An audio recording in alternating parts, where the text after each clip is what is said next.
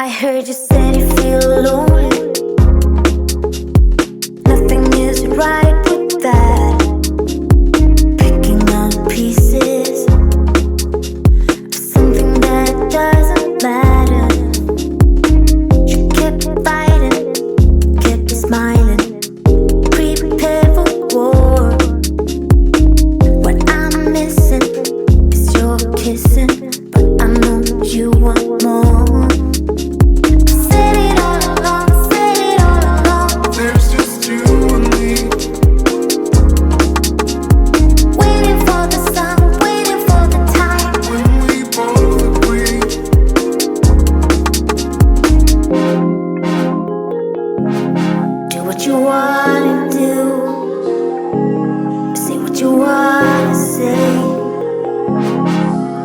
Right here, I'll wait, you know I'll wait.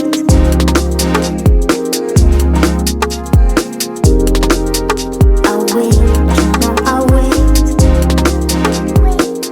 Welcome to NWA Cane Corso's podcast, where we talk all things dogs. All right, people, thank you for tuning in to part one of the Pedal de Presa Canario versus the Dogo Canario. So this is part two, and this is the conclusion. I hope you enjoyed it. I'm going to try to do more stuff like this if I can find controversial topics that I can prove to be false. This is just a quick intro coming into part two. Got some new stuff coming, a few interviews, all the good interviewers. They're all busy. It's hard to get them. So definitely got some more topics and stuff coming up. But I appreciate you all for tuning in. We're up to almost 220 subscribers now. Pretty good for not really having a social media backing, I think anyway. So views are coming in strong for the most part. But man, like I said, I appreciate you all for checking in with me. So enjoy part two. Stay tuned for more content. Like, subscribe, hate, comment, whatever. All right.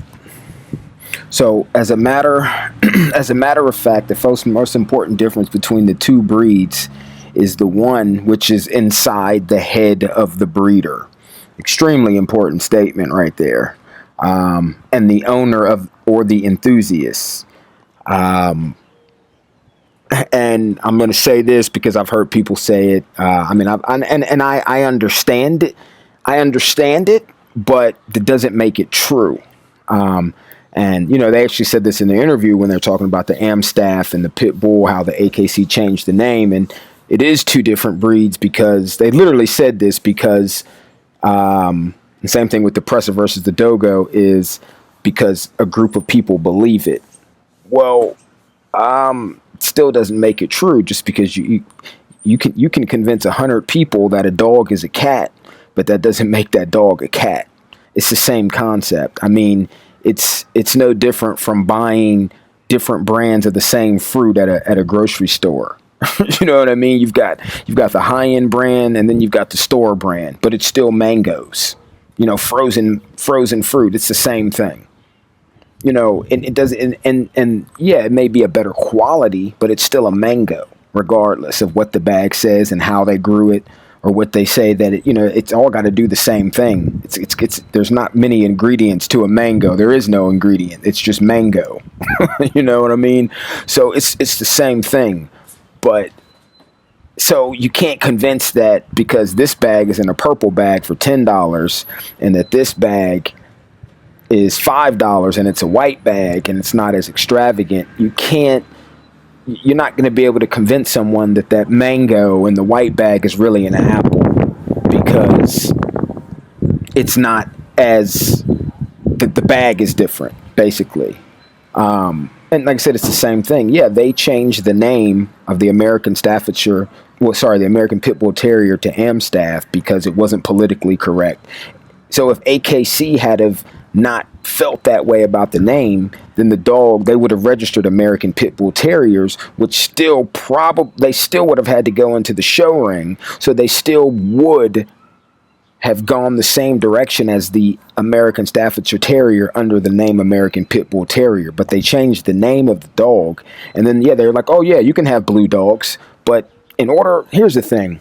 They're like, oh, there's no blue American Pit Bull Terriers are against standard, or black Presa Canarios are against standard. Well, they're against one standard, but that doesn't, just because they're against the standard doesn't mean that they don't exist in the pure form of the dog. Just because the dog is black or blue, first of all, it's funny how people say certain things. They're like, oh yeah, they're going to start calling blue the dilutes true Pressas, but anybody knows if you continuously breed black brindle and black dogs, if that's your program is based around black dogs, eventually you're going to end up with a blue or blue brindle dog. Like, that's how they exist. Genetically, it's impossible not to. So it doesn't mean, the only thing that would make it impossible is if your dogs died or you just stopped breeding, but if you continue with that program, you're going to get blue dogs. It could be in the first breeding, or it could be in a breeding 10 years down the road, or anywhere in the middle. You have no control over when it will happen. And it could just be one pup one time. So if you've been throwing black dogs for 10 years, American Pit Bull Terriers for 10 years, and then you get a blue dog in there, and you know that you haven't crossed your dogs and you did this breeding yourself. So you're going to say, oh, well, that dog's blue. He's not a purebred American Pit Bull Terrier. But all your other dogs are, including the dogs that it came from. It's the same thing with the Dogo Canario and its colors. The black dog was there, first of all. So anyway, I've talked about that already.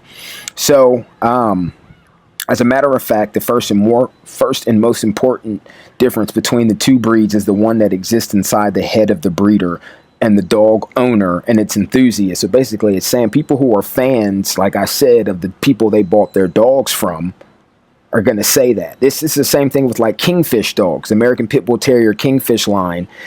Those are predominantly, I think, the biggest natural line of American Pit Bull Terriers that I know of. There might be some other ones. They're probably off Kingfish or wherever I forget where Kingfish dogs are off of. But it's a different phenotype. People were having dogs that were slightly bigger than the standard. The standard is what, 65 pounds max, I think. Or is it, I can't even remember off the top of my head, but it's either like 55 or 65 pounds max. So he was producing dogs that were bigger than that, by using the bigger dogs instead of using the smaller dogs. I mean, dogs get bigger, and dog genes are basically putty. I mean, you look at the bull terrier, look at pictures of a bull terrier or any breed from like the 20s, and then look at it again like 15 years later, and then 15 years later, and then 15 years later, the dog damn near does look like a different breed, but unless it's been crossed genetically, it's just the same. The animals also have to adapt to their environment at the same time. So, that's just something that has to be understood. But so it says the more crucial things than a breed standard. There are more crucial things than a breed standard, even if this is a guide at every moment.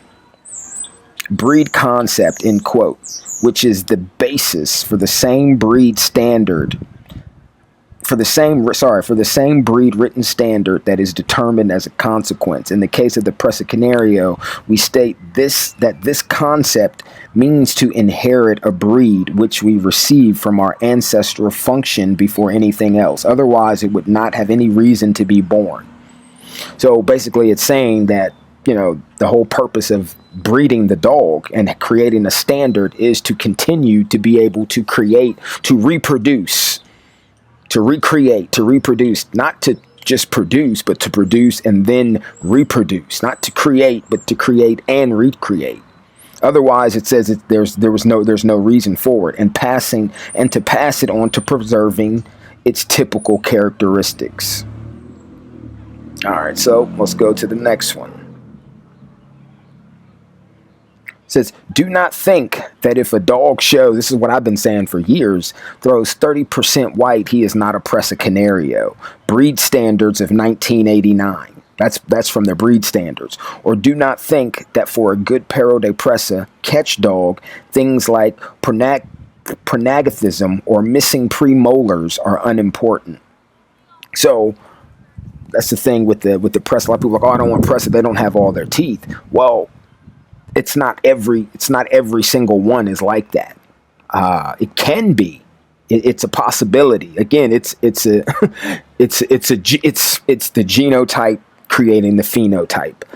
If you really know anything about the Mahoero, you know that dog genetically was kind of weird anyway. It had double spurs, a lot of the times, so it already kind of had some kooky genes. So in spite of any breed standard we have between our hands, breed standard is an effort to define the morphological, physical, and temperamental characteristics of a dog in order to represent a population with more or less homogeneity, same thing, which is identified as a breed. So move on to the next one. Like I said, I'm looking for specific things. You can go back and read all this stuff in detail if you want. There is not any doubt that the only legitimate breed standard for the Presa Canario is the one agreed upon between all existing associations of that time, more precisely the Club Español del Perro Canario, the Club del Perro Presa Canario de las Palmas, Club del Bardino Presa, there it is, Canario Fación, Manuel Curto, and Clemente Reyes Santana. This breed standard shows in the first phrase, recommended by CEPC, and is drawn up 21st of May, 1989, although 2 sessions, each 4 hours, and he said that in the book as well, was related in the book. So like I said, I didn't even read everything. I saw what I needed, and then I went through it because I knew it was there, man. I know this dog, so... The official breed standard previously elaborated by the Commission of the Club's Royal Canine Association of Spain due to the divergences between the clubs. Let's see. All right, it's over here. Divergences between the clubs of the 2 islands, Tenerife and Canaria, contain very obvious errors as has never been used for breeding purposes as far as I know. Neither should one think that just because we are dealing with the breed standard of 1989, we are making a reference to state of the art, to a Renaissance era of the Presa Canario. Yes, because in 1989, it was not all perfect. There was plenty of dogs with health problems, crosses, public complaints, polemics, and dissatisfactions. So to start, we are definitely clarifying that we are speaking about 2 precise breed standards. In the case of the Presa Canario on May 21st, 1989, the only one upon which there are general agreements, so this is the only standard that they've all agreed on, is the 1989. In the case of the Dogo Canario, the FCI standard N346 dated June 3rd, 2001. So 2001, so that's what, 12 years? That's 12 years from the original standard. So that's a decade. Like, a lot can happen with dog genetics in a decade. So on several occasions, I noticed that many Dogo Canario aficionados maintain that these differences between the Presa and Dogo Canario do not exist, neither in written standards. And see, that's pretty much what I'm saying. They're just because you exclude something, oh, well, you can't be this color.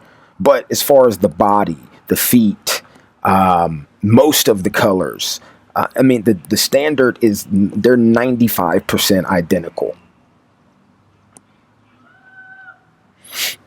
As we know, the Dogo Canario denomination was a requisite asked by the federals, basically the FCI, in 2001. I can never pronounce that shit. It's like I ain't even going to try. Anyway, in order to assign the international recognition, the word Presa would be politically incorrect as it referred to the fight, like I said, between the dogs.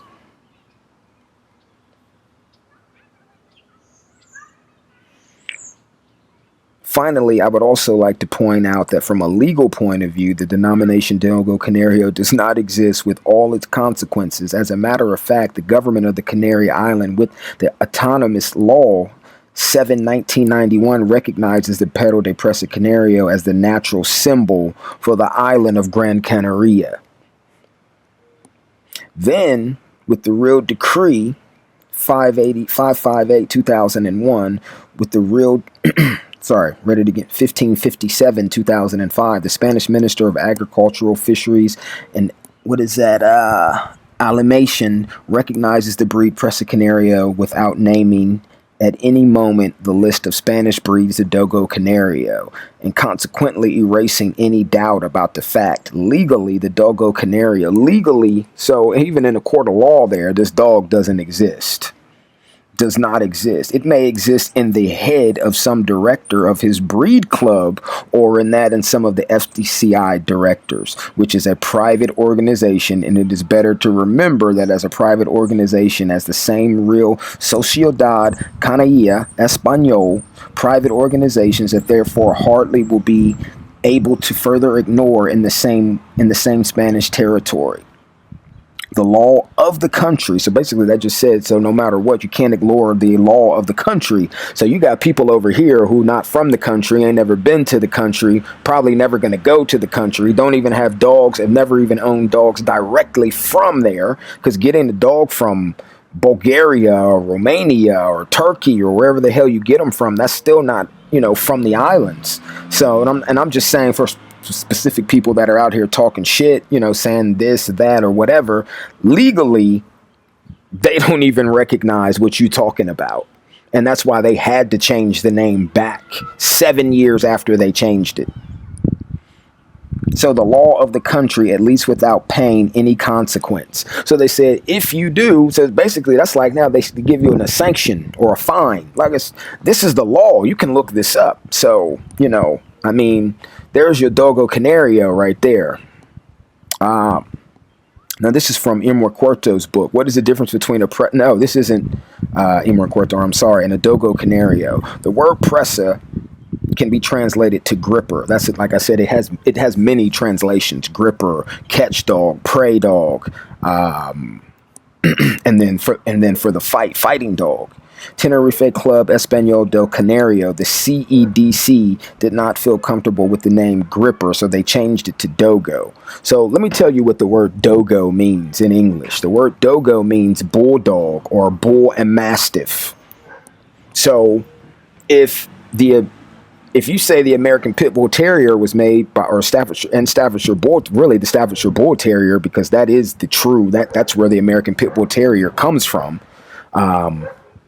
So the bull and terrier breeds are half bull, half terrier. So how are they half bull, half terrier?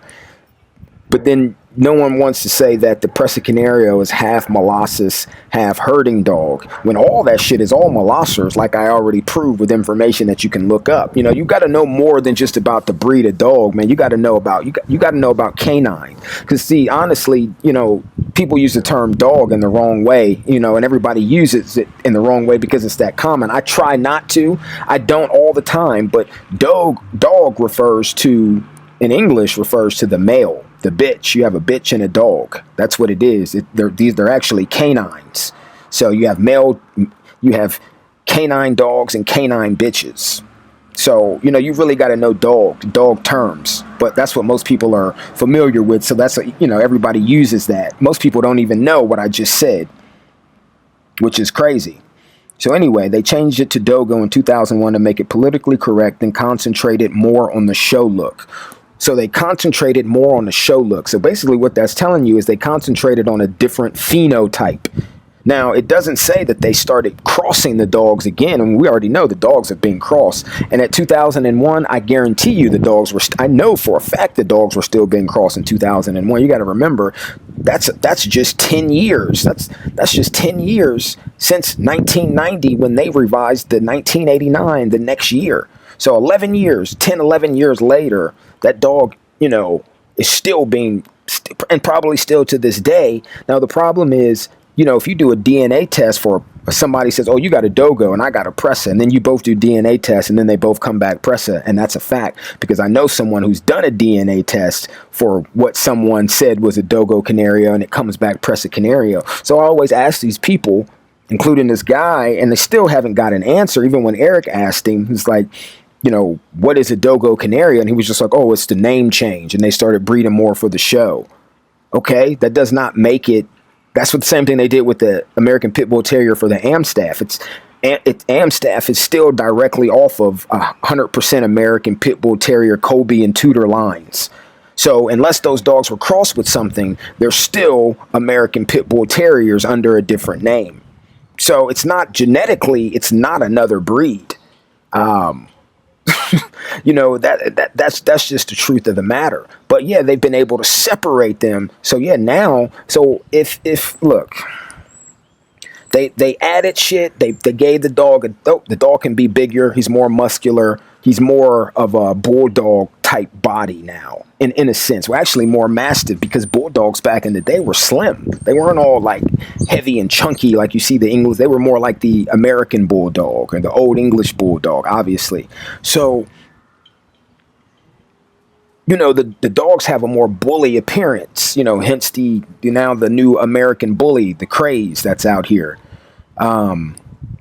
So it's a name change, but no one can ever say, how do you make a Dogo Canario?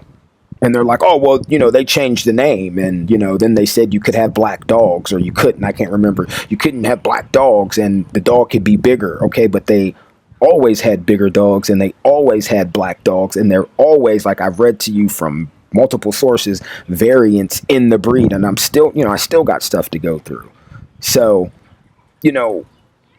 you got to really know this breed, man. And, I still got I guess I still got a lot of stuff to show. So, okay. So FCI changed the name to make it more politically correct, right? So, it talks about the 84 members of the countries, mainly in Europe, and it's based in Belgium, right? In Germany. They voted to change the name. And then the FCI, so basically, okay, this is what they eliminated the black coat. So now they're saying we don't want the black coat. And so now this is a different breed. The black coat, we don't like it. And the reason why I think they did that is because there were probably more, and this is kind of what I was told from people in the islands, is during that time, a lot of the fighter dogs were black and brindle. You weren't really seeing, I'm not saying that they weren't fighting fawn dogs, but generally you were seeing a lot, like back in the day with pit bulls, people recognized, mainly from back in the 90s, 80s and 90s, man, they recognize American Pit Bull Terrier by a brindle coat. When people see that brindle coat, they instantly are like pit bull. You know what I mean? Like that's how it's been. So, and that comes from a lot of ignorance. But so it says that they eliminated the black coat and the traditional markings, the white, basically. So they don't want any white. And it even said that in the Presa standard, it said that, white markings are allowed, but, preferably if there was very little to no white would be even more better. So basically the only thing they're doing is tightening up the standard. But it never says anything about the dog becoming a new breed or being crossed with something to get this. Because in order to eliminate something, that means it already had to be there. I mean, come on, man, that's simple mathematics. You can't take something away that you don't have. It's like with the blue dogs, with the pit bulls, you can't take them away if they were never there. You wouldn't talk about it if it never existed.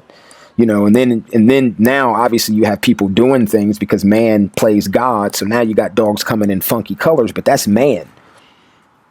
Say, oh, you know what? I'm going to do this because it's money. People are going to pay. So anyway, and they eliminated the maximum weight limit. Again, you can't eliminate something that wasn't there. So they already had, Juan Carlos had big dogs. Curto at some point they all had big, weird looking dogs in the beginning. And like I said, they already said there was no uniformity. So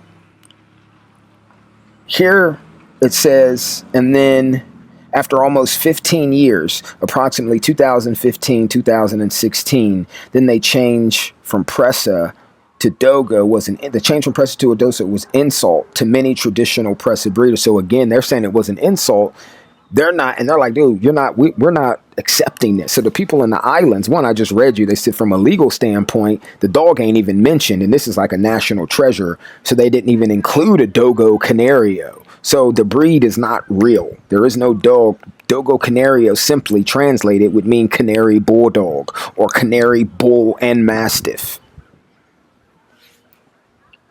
Or Canary Bull, it's what it would fucking mean. So the change from Pressa was an insult in the Canary Islands because they first felt the Pressa dogs have always been a large part of their heritage and referred to them as Pressas. The FCI is getting closer to the acceptance of the Presa Canario. As of December 2018-2019, the FCI reverted back to the Pressa. So 17, 18 years later, now it's been a Pressa for the last 4 or 5 years.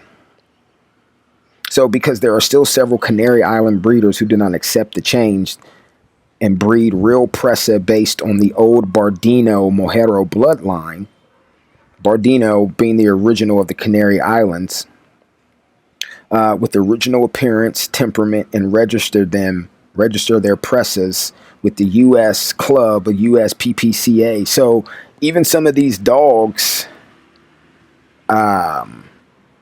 because my dogs have blood that is registered in the United Perro de Presa Canario database. So, because these people, they don't want to register with FCI. Excuse me. But the original appearance, temperament, and register their presses in the U.S. with the United Perro de Presa Club. With this change, the CEDC and the FCI actually created a new breed. So this is a whole nother source right here. A new breed called Dogo Canario, because the Perro de Presa still exists in its original standard and is supported by the UKC. But here's the thing. This is contradicting to the UKC standard. Look, I'm going to go back and read it again. See, this is why I'm telling you, you got to do your research. I didn't necessarily pick this because I agreed or disagreed. I wanted to show you how, look, man, and then I can pull the standard back up, but I just went over it with you. Go back and rewind the video or pull it up yourself. Look, it says, because there are still several Canary Island breeders who do not accept the change and breed the real Pressa based on the Bardino bloodline, which, as far as I know, that's what everybody was doing. They weren't just crossing Mastiff dog. The dogs look way too similar, and they're brothers, like the Amstaff and the American Pit Bull Terrier. They're from the same litters. They're from the exact same fucking litters.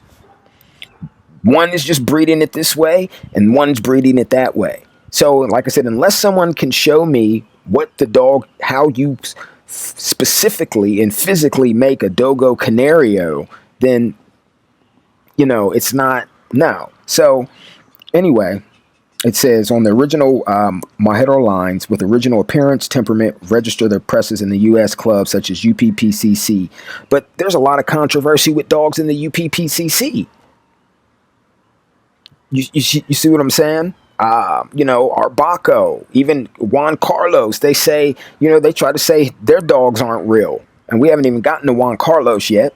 So there it is. That's more, this is contradicting itself. So anyway, with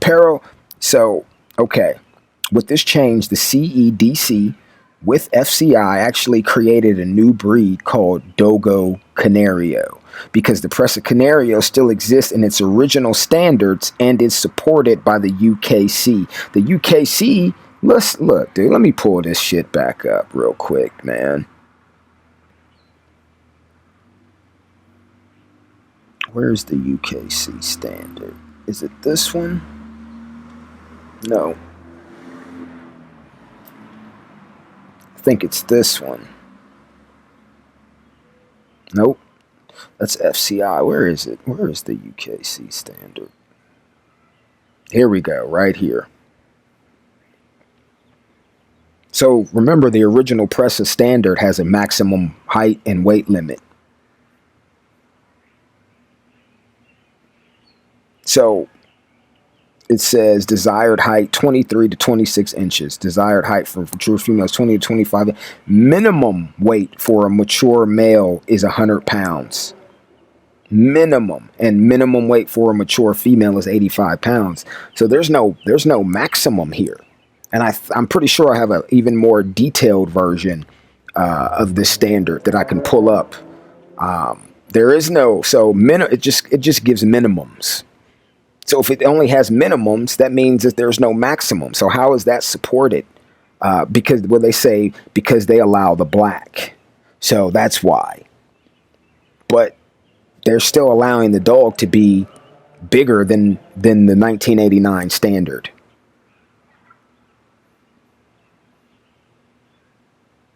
This one. So, right, here it is, recognized 2003 with all traditional markings in the black coat, but it didn't give a minimum weight, but it's saying that they're still breeding to the original standard. These guys, original appearance, this, that, and the other. So it can have the original appearance, but it can be 140 pounds under UKC.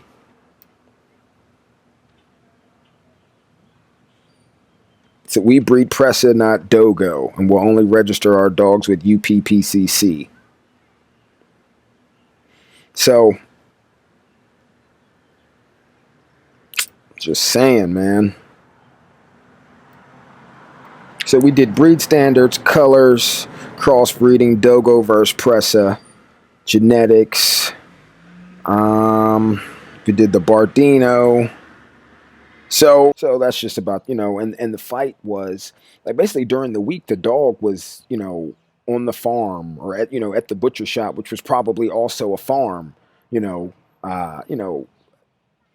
keeping shit in line. If you think that this dog was not guarding, like, you're insane. Yeah, they were definitely fighting these dogs on the weekends and in their free time for sure, and more so in Canaria than in Tenerife. But yeah, if you think that this dog wasn't working, catching, and yeah, they were definitely helping the butchers out. I mean, like I said, they weren't going and dragging whole bulls in. They would walk the bull up to where they. I mean, how you like I said, you're not going to be able to. Who's going to drag a bull back from, quarter mile or some shit like that out on, depending on how big your property is. Bulls weigh hundreds of pounds, so they're bringing the meat up to the door, and then the dog is going to be gripping to hold him steady so that they can basically sacrifice or kill and then start to break down the bull. Bull baiting, that they were letting 2 and 3 dogs go, with these bulls. And like I said before, man, these bulls were tossing some of these dogs with no problem. Come on, those dogs in Britain, those little staffy bulls were weighing anywhere from like fucking 7 pounds full grown to 35, 45 pounds. So and everything in between.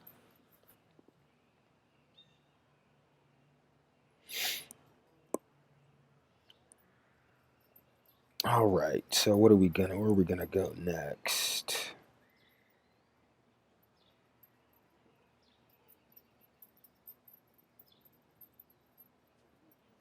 So let's go to Curto. Let's start here. Show a couple pictures. Well, this one in particular. So Tommy de Irma Curto, son of Piba and Bobby, born in 1977.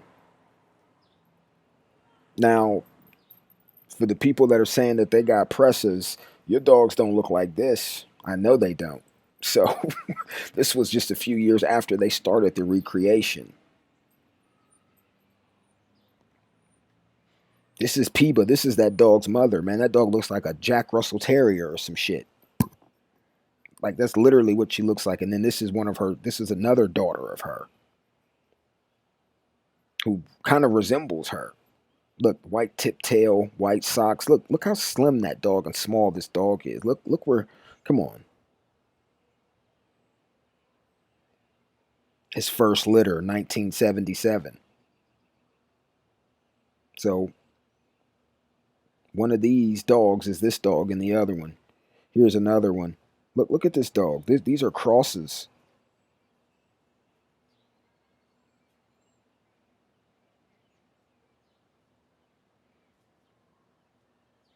They got horses. Man, I got videos with these dogs next to yard birds, and they're not going crazy. Like, some people are like, oh, my dogs can't be around animals. I don't let them around animals because I don't want to da-da-da-da. I want to keep their prey. Dude, I mean, I can show you some shit. My dogs are fine around animals on this property, but off the property, it's a total different story. I can show you video footage of my Pressa nose to nose with one of my rabbits. No problem. But let me take that rabbit outside. And now it's a totally different story. So here we go. I think I got these in order. All right, yeah. November 4th, 1975. The ethics is granted. On November 4th, 1975, the Royal Spanish Canine Society grants ethics Emor Cuarto to Manuel Curto Garcia. It is at this moment that our professional career in dog breeding begins. So 1975, they told him that he could do this. So this dog has a very unique history because it was extremely important to the country. So he had to get permission. Basically, they said, okay, yeah, you go ahead and do this, because we really want this dog here, and it's part of our history. So 1976, creation of the breed concept, Perro de Presa Canario. Manuel Curto begins to write articles on various topics in the newspaper El Dia. All these fucking bees out here. In those articles, he also talked about dogs. This is when the concept of the Perro de Presa Canario breed was born. The same year, he writes the first draft of the standard. In 1976, he wrote the first draft of the standard. Based on the measurements of Bobby, I don't have a picture of Bobby, and Piba, that dog that I just showed you, which would later be published in the Doggy People magazine. 1977, first Presa Canario litter born. And you saw the difference in those dogs from the first two breedings. From the first breeding, you're seeing two different phenotypes. Right there, that's what I'm saying. Two different phenotypes on F1s because this is a recreation.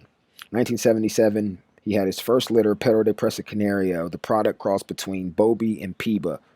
The first litter of 5 puppies was born, Toby, Guy, Tame, Isora, and Viva.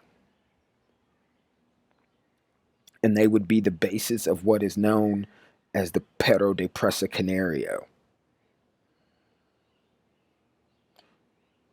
1980s, collaborator in Cope Radio. For 1 year, every Thursday, Manuel Curto Garcia was a collaboration in Cope Radio at Maria del Pino Fuentes program to speak as a canine specialist.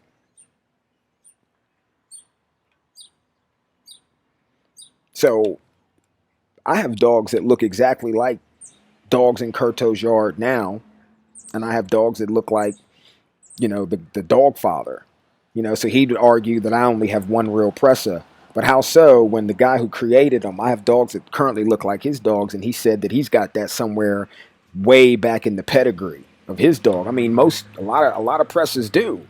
But he wasn't the only one. There were other kennels, as we're going to go through. But anyway, May 21st, 1989, correction of the 1989 standard. Manuel Curto Garcia is a part of the decisions making of the modification of the original standard of the Perro de Presa Canario, which would later be presented to the FCI.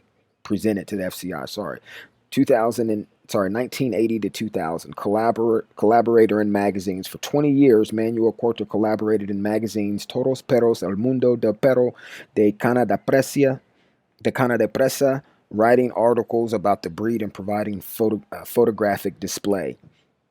December 10th, 1991, publication of the book, The Perro de Presa Canario, True Origin. So then he wrote a book about what he did and what he knew, what was going on in the islands. 1991, he published the book, The Presa Canario Dog, Its True Origins, which we were just looking at stuff from. A book made up of articles in chronological order and comments of the matter recount the historical origin of the Presa Canario and the events that occurred from 1975 to 1991 during the creation of the breed, being very critical and explicit with all irregularities that occurred during those times.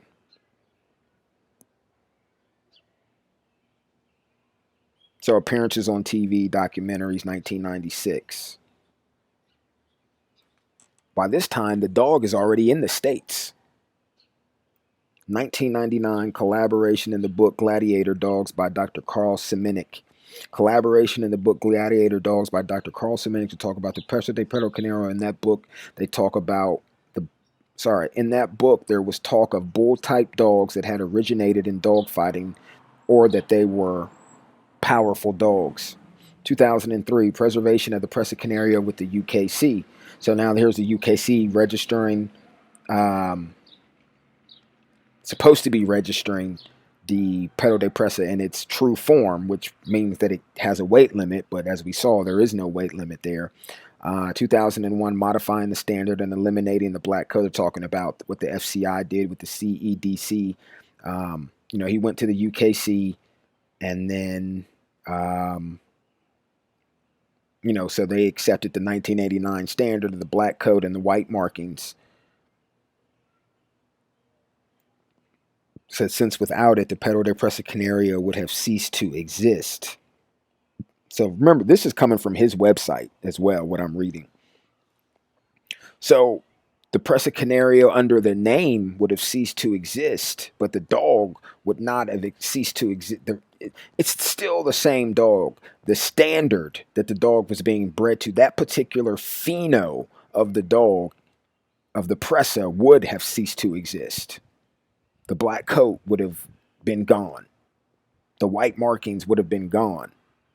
And they would have kept the name Dogo Canario, but guess what? It's still a Perro de Presa Canario, because what is the real separation between the dogs? Like I said, you're saying, oh, we're not going to allow this. We're not going to allow this and this. This standard allows it, and we're going to add this, and this standard doesn't have it. And what you're adding isn't a new breed of dog. It's a weight limit. That doesn't change the dog. That just changes the pheno. So what he's saying isn't wrong, but it's not written correctly. It's not written correctly. So it's like I said, with this event, very important, since without it, the Perro de Presa Canario, he's really talking about the standard would have ceased to exist. So the Presa then would have been called the Dogo forever. Publication of the book Perro de Presa Canario, 2003. The book was published in English.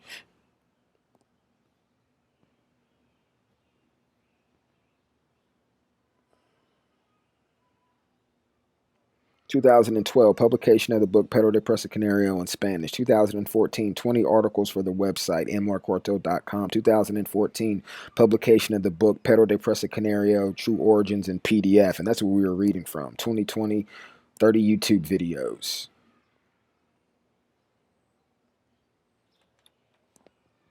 So his Presa Canario, because that's the one that they're looking at, would have ceased to exist based on markings and a weight limit. It didn't say based on breeding the dog with something else. Because I've already read to you that legally the Canary Islands doesn't even accept this shit legally, and the people over there don't either. So on the books it says Perro de Presa Canario. So if there's a real breed called a Dogo Canario, explain to me how you make a Dogo Canario from the ground up, what dogs you use versus the Perro de Presa Canario. Because the second you say Bardino, that you put if you say the Dogo Canario is still part Bardino, then that means it's a Presa Canario. Now, if you're trying to tell me it's a Mastiff crossed with a Bulldog crossed with another Mastiff, that's not a Presa Canario. So nowhere did anybody talk about that, because they already told you they were crossing Bardinos into bull and terrier type dogs and bulldogs and mastiffs, so whole host of dogs, man. They said the French Mastiff, the French Mastiff, the Staffordshire Bull Terrier, the English Bull Terrier, the Neapolitan Mastiff, I already said the French Mastiff, they were using Rottweilers, Great Danes, American Pit Bull Terriers, Amstaffs. So, and who knows what else was over there? And they were using them in various combinations in various regions. Somebody might only use one dog. Somebody might use 3 dogs. Somebody might use 4 dogs. Somebody might use 10 dogs. Somebody might use 20 dogs, and putting them all into the Bardino Majoero. So I'm going to show that. This is why I'm doing this, to prove a point, not just talking about it. So now let's go to Juan Carlos. So here's some articles in Spanish about Juan Carlos that I've had for a while. It basically just details his program. And this was a drawing that's actually on the wall of his old kennel. He had a big cement wall, and that was spray painted on there or painted. So here you see a pup. Don't know how old, probably 3-4 months old, with a kid.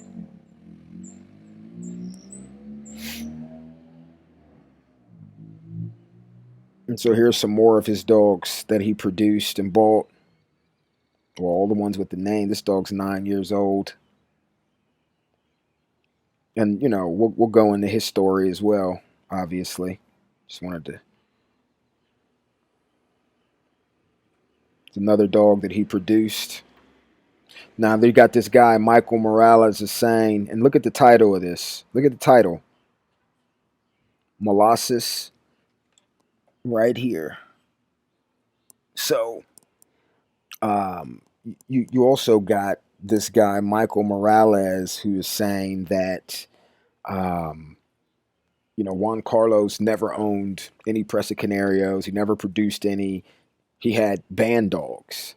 But, Presa pretty much is a band dog. It's a recreation based off what people are calling a band dog today. It's a band dog. Originally, I only knew a band dog to be what John P. Swinford did, or that, used to be a Neo into a pit bull or a pit bull into a Neo, and then the term got a little broader, and it was basically anything crossed into a pit bull was then considered a band dog.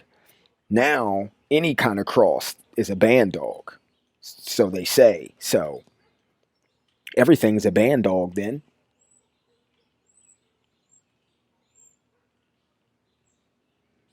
Notice the Roddy patterns, and I'll show you some presses from the islands that got this pattern from the 90s.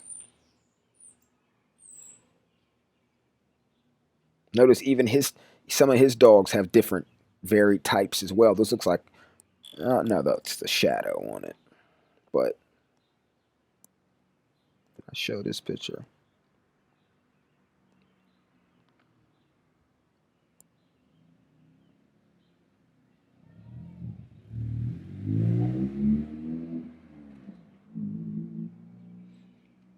So this was his bloodline.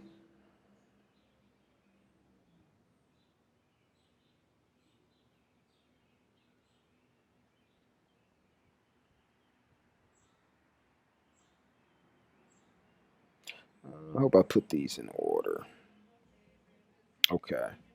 Yeah. So this is an interview that Juan Carlos did, I think it was in 1998, with Eva from Ray Gladiator. And it says, the question is, how and when did you first get involved with the Presa Canario? And this is Juan Carlos. He says, I don't remember exactly. I was very young, but what I do remember is a dog who deeply impressed me. I was very young then, and this dog was famous for being a real devil with strangers and very good-natured with children. I imagine it was a Presa. I'm not sure.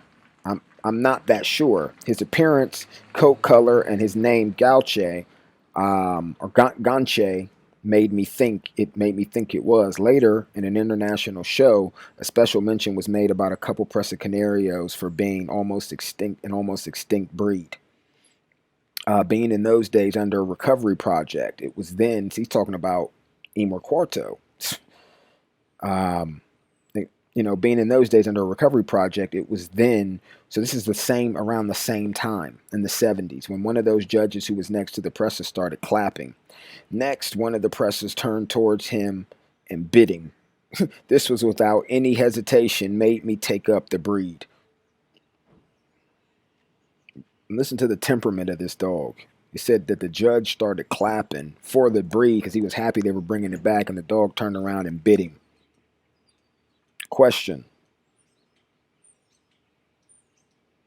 Tell us about when you first started with the Presa Canario and about what you expected from this breed. He says, after that show I mentioned earlier, I decided to get myself some bitches and dogs. You hear what he just said? That's what I just said. Some bitches and dogs. Canine, dogs and bitches. From Las Palmas and also some from Tenerife. So he's getting dogs from two different places to see for myself if there was any difference between them. I was able to notice that the dogs from Las Palmas were more dog. Part 2 here. So the only thing that we have left is Presa Canarios by region breeder. So let's start with Tenerife.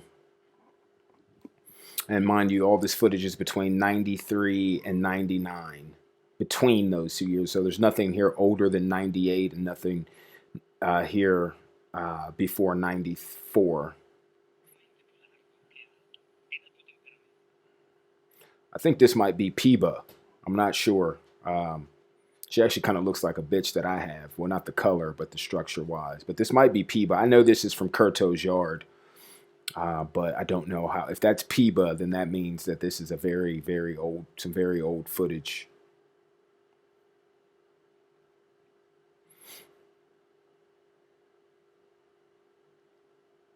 Now, mind you, the Doberman, I mentioned the Doberman several times, that a lot of Bardinos are being crossed with Dobermans. And here you see the black and tan markings proving that. More so, I didn't hear anything about Rottweilers, but Dobermans a lot. I know that they like those dogs, and that's a guard dog. So crossing that into a shepherd type Molosser, you're going to get a dog with some guarding instincts, but dogs guard naturally. So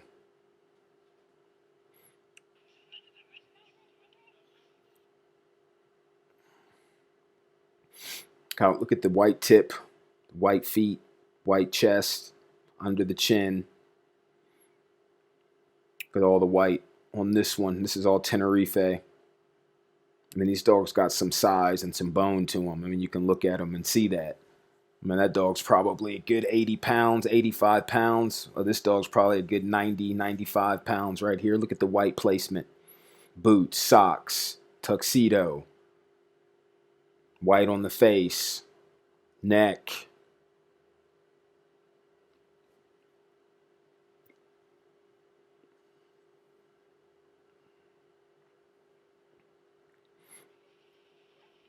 Now look at the size of this Pressa. It's at least 120, 125 pounds at least. I'd say at best 120, 125 pounds. He's got some weight on him. Look at the bone on him. Notice again, white tip tail. Look how much white placement is on this dog. This is 97. And even at that size, look at him. Still functional. So I don't know what the fuck some of these guys are out here talking about. What particular guys? Here's Genamar. This is in Gran Canaria. I know many of you have probably seen this on my page before. I mean, this dog's got to be at least, and remember, this is on a separate island. This is Canaria. I just showed you footage from Tenerife. I have way more footage from Canaria than Tenerife because more people were interested in the fighting dog. But look at, look at the size of this dog.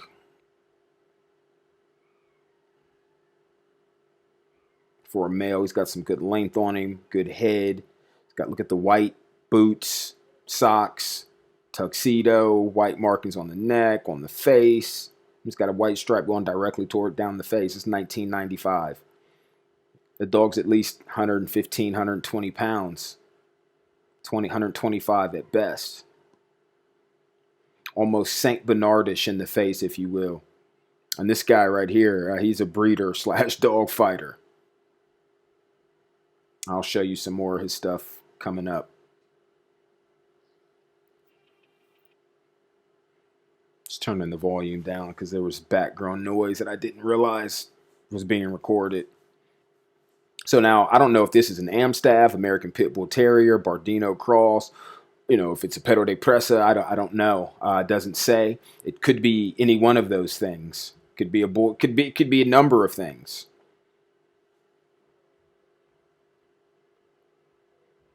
'97. Look at the white. Look at the size difference in some of the dogs. Looks like an all black or a black brindle dog. Look at the white stripe, the thickness of the white stripe on that dog's face. White is a lack of color. It's not a color.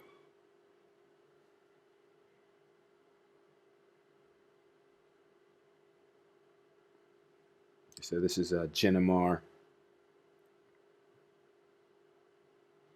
And this one's at night, so it's not as easy to see.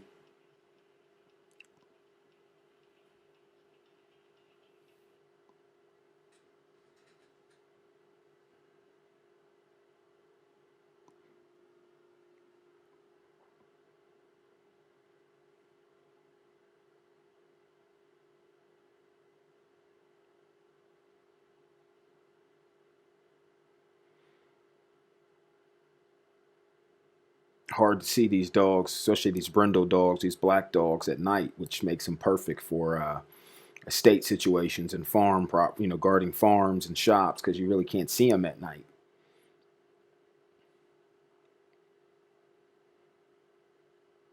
El Pozo de Inamar.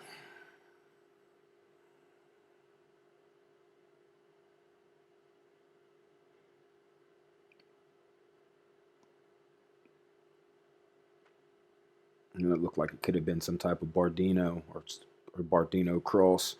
This is a good sized female, man. I mean, she's got, looks like some decent bone on her. You know, probably 90, 95 pounds, 100 pounds maybe. Look at her. She's pretty thick, man. Thick tail. Definitely a lot of Mastiff went into this particular line. I mean, look at this dog. This dog's bone and his structure. It's pretty hefty, almost like an English Mastiff in a way. Look at the chickens next to them. They're not even worried about the chickens. There's what, 24 chickens, probably more.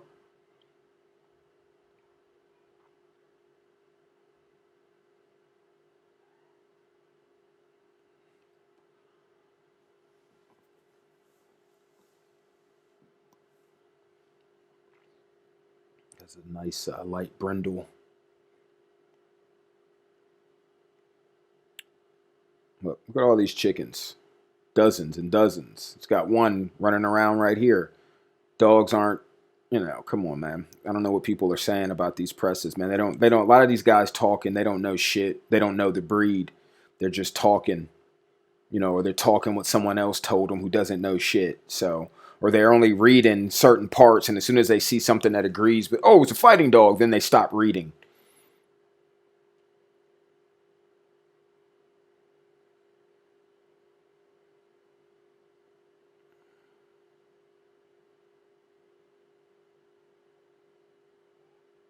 Again, there's another dog. Could be a Perro de Presa, could be an Amstaff, could be American Pit Bull Terrier, could be another type of cross. Don't know.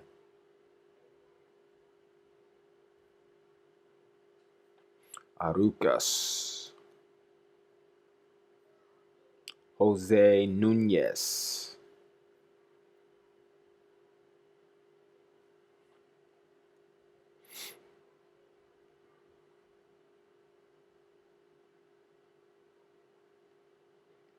Look how they all got similar. The setups are all similar. A lot of bars and concrete.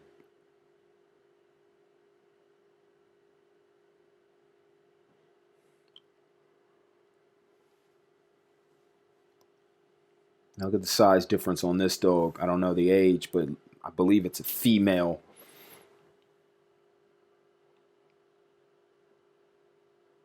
If you remember, even Juan Carlos stated in the interview that some of the lighter weight presses were used to reconstruct the Alano as well. So even the Pressa being a reconstruction was used to reconstruct.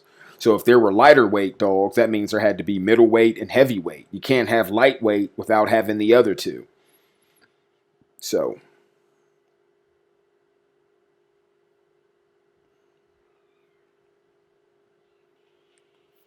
Miyuka.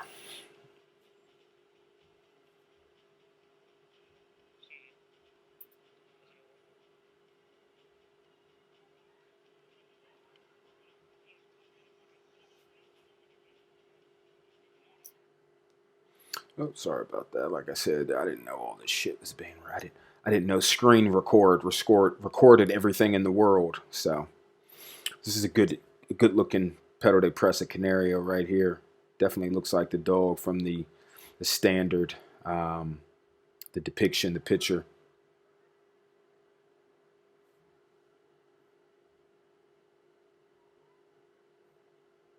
And this is some interesting footage from Aruca, from Telde.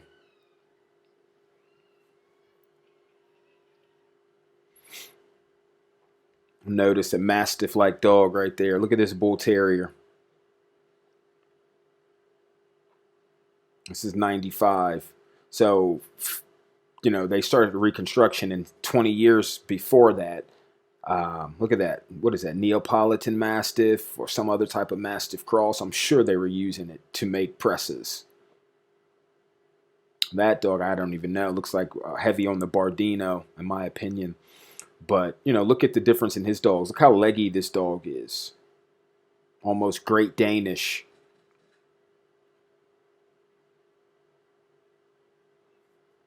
So, 5 years, 6 years prior to this, they had just adopted a standard.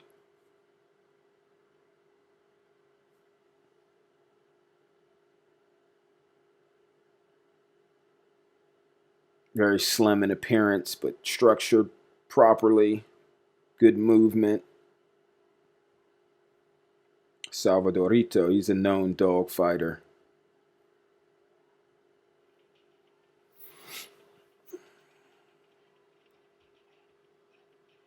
You see his dogs are more aggressive than the other dogs, most of the other dogs that we've seen.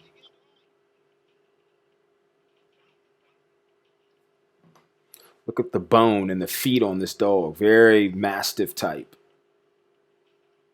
Almost reminds me of my boy Champa. Got that very old school type.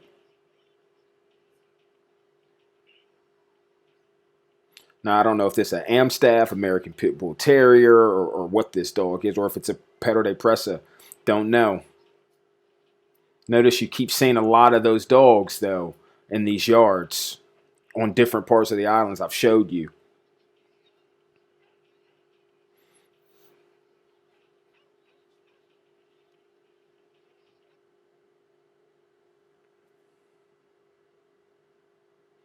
Keep forgetting to turn the volume down. Now look at this dog. Small black dog. Could be a Pressa. Could be a Amstaff. Could be a Pit Bull. Could be, don't know.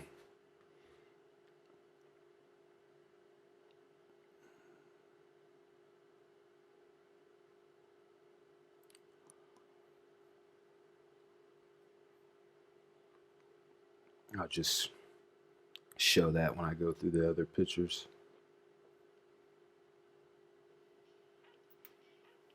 This is another breeder.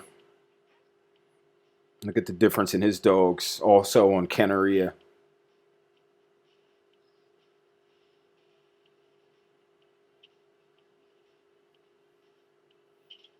So keep in mind, people weren't just buying dogs from Curto. People were buying dogs from all these places that I'm showing you. And there were more than this. You had Barnacan Bull and other places like that. Selling puppies at the time. People would go to people would go over to the islands. I've heard firsthand and go and buy entire litters for $4,000 and $5,000 and bring them back over here and divide them up. This dog, in my opinion, has the attitude of a real game dog. This just the way he looks, I can tell that dog may have been in a scuffle or two.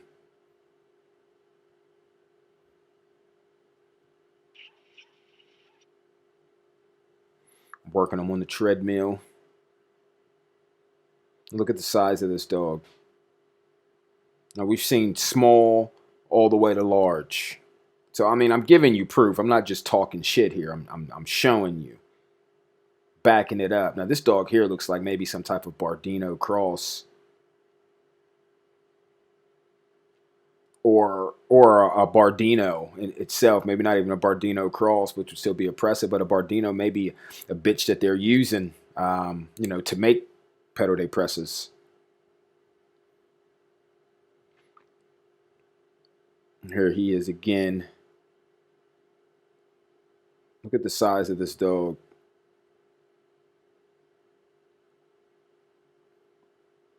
Of Las Palmas, Barbaras. Look at his feet. Look at his head. That dog's at least 130 pounds.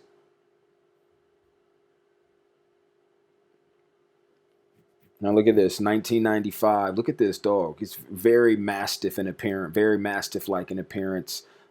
White placement. Look at the head, like almost Neapolitan or Saint Bernard like. Even the color, I would say, I would even argue Saint Bernard. You never know. I don't know the age of this dog. 1995. Like I said, I'd imagine that dog's probably at least 4 or 5 years old. So right after they adopted the standard.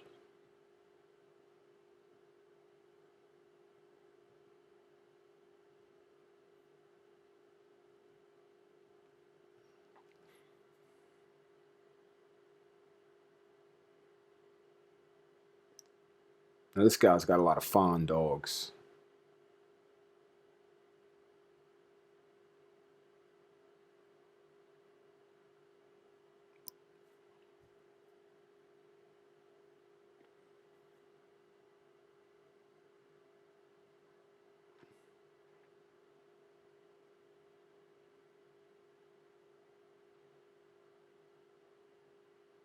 Is that a male? Looks like a good 85, 90 pounds. These look like some young pups, maybe 4 or 5, 6 months old. Probably 5, 6 months old. Good size, good bone. Look at the tail length.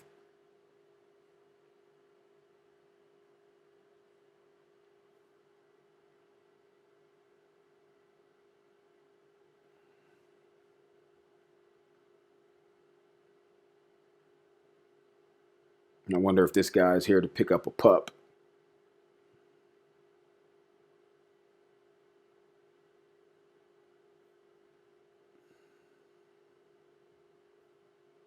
Montana Alto. Wasn't a ton, but I still wanted to show. Speed it up a little bit.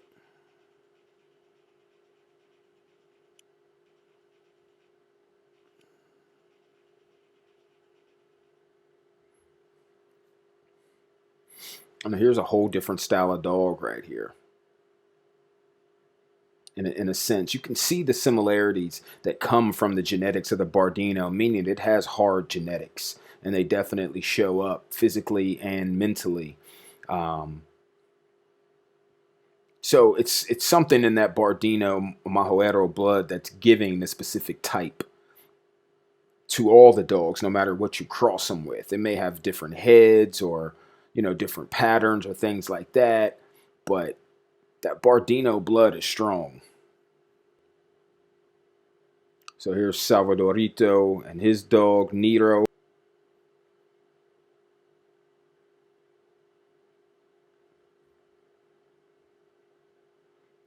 Moro. So this guy was a popular dog. Notice he's a black dog. Black or black brindle. A little bit of white. I believe this is Nero right here.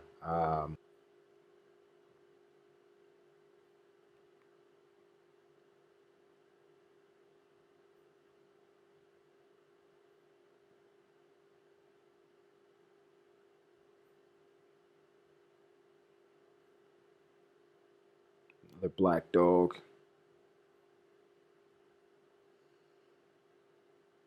Looks like another black dog here.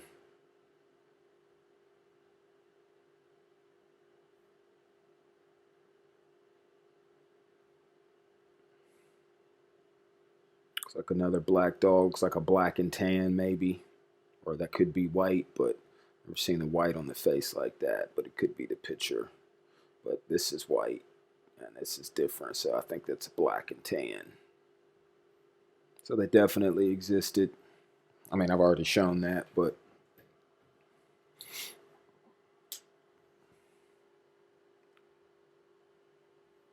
now look how much white this dog has.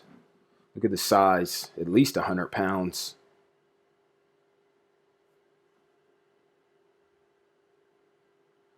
This guy got 2 women with him.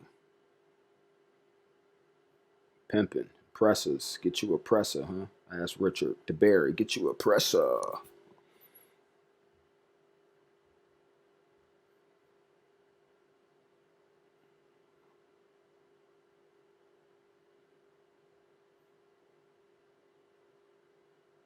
It's like another black dog carrying something. It's a good sized dog. Look at those feet.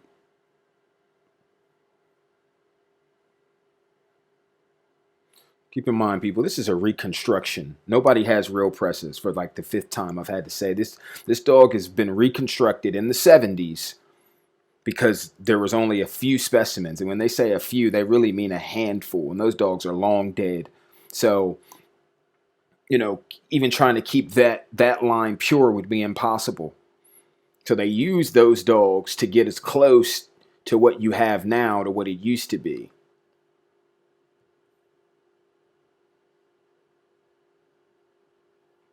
This is El Tinto. It's another fighting dog. If I'm not mistaken, I think he fought 2 pit bulls in one. Not at the same time, but in the same day. But the story goes is that most of the pit bulls that were coming over there were beating the Perro de Presa Canarios. But this dog managed to beat 2 pit bulls. And I believe this is one of the pit bulls that he fought.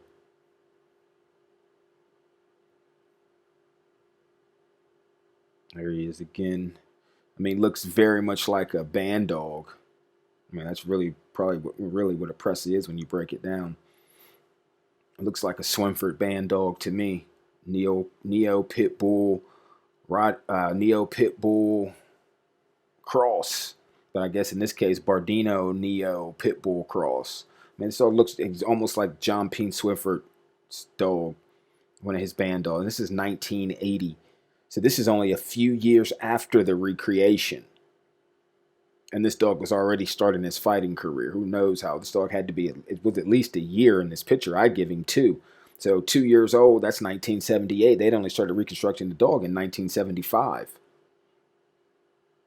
Very different looking dog than what you see now. This is also another fighting dog.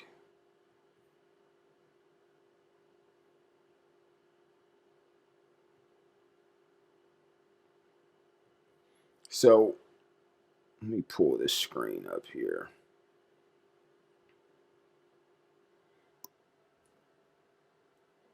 So in conclusion, for everybody who's been watching and anxiously waiting the conclusion, the outcome of this video. There is no breed of dog called the Dogo Canario. There never was, there never will be. I've already proved it. One, they've been crossing the dog from day one. It's a reconstruction. So nobody has real pit bulls. So whoever's out, real Perro de Presa Canarios, they're all reconstructed dogs. So there's different phenotypes of dogs. I've already proven that, and I've shown it. I've showed you on black and white, and then I showed you videos of different styles of Perro de Presa Canarios between the 2 islands, between different breeders, different various styles. And I read it to you where they said different Presarios, I'm probably saying that wrong, basically Pressa breeders had an idea, their own idea of what they wanted a Pressa to be like. But as long as it had Bardino, was at least 50%, then it's all good. And that's what they told me when I was over there. So that's what I'm going with. I'm not going to listen to somebody from over here who's only got a couple of dogs. But also, I also showed you legally that the Canary Islands does not recognize the name Dogo Canario. That was something to do with the FCI, and that's a German registry. It has nothing to do with Las Palmas standard or registration or anything like that. That's why a lot of people from the Canary Islands stopped registering their dogs with FCI and started registering their dogs with the United Perro de Presa Canario Club in America because of the standard. But changing a dog standard does not change the breed. The standard simply says now that there's no weight limit, they don't want black, and then they don't want any white. Okay, but the original standard lets you have black dogs. Well, in 1990, they allowed black dogs. They had a weight limit. And so what was it?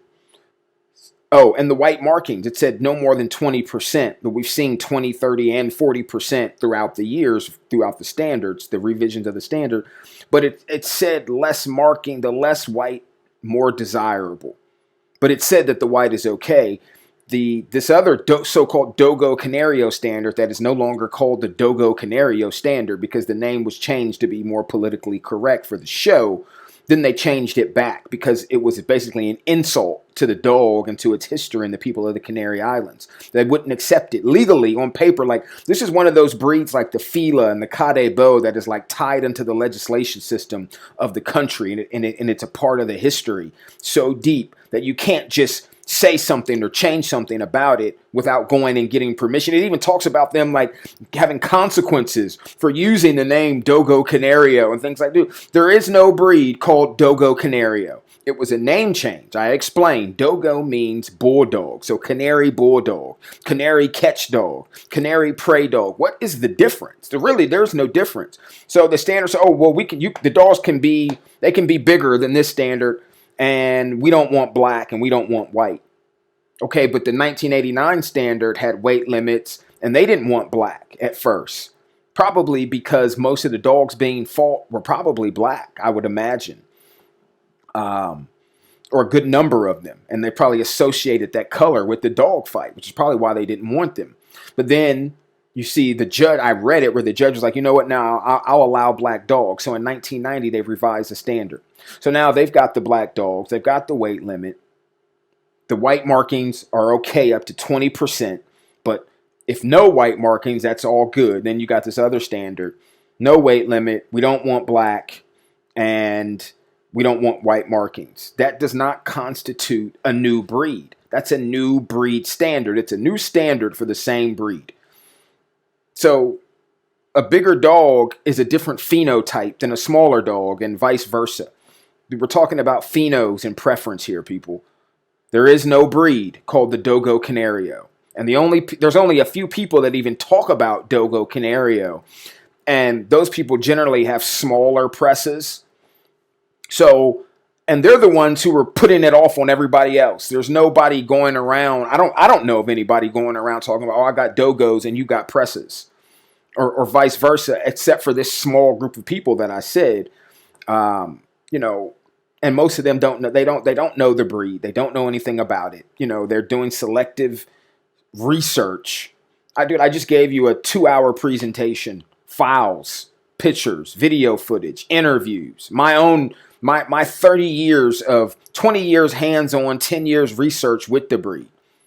So there is no Dogo Canario. There's only a Perro de Presa Canario, and that's the legal representation of the name in the Canary Islands. So that's who I'm rolling with. I'm not going to roll with some guy over here or some guys over here, guys, girls, whatever, because they want it to be something else. Like I said with the Amstaff, okay, you changed the name, but the breed didn't change. Amstaffs are still American Pit Bull Terriers. It's not necessarily a new type of American Pit Bull Terrier. I mean, at this point, it is a pheno. You could say it's a type. It's a pheno, but there was no crossing of other breeds that we know of to make American Staffordshire Terriers. Like I said, they were Tudor and Colby dogs they weren't as game. They may have been a little bit stockier. They just had a different geno that presented different phenos. And so they took those phenos, and then the AKC said, okay, well, we'll register these dogs under this name because they've got a different temperament. But if AKC had been cool with registering American Pit Bull Terriers under that name,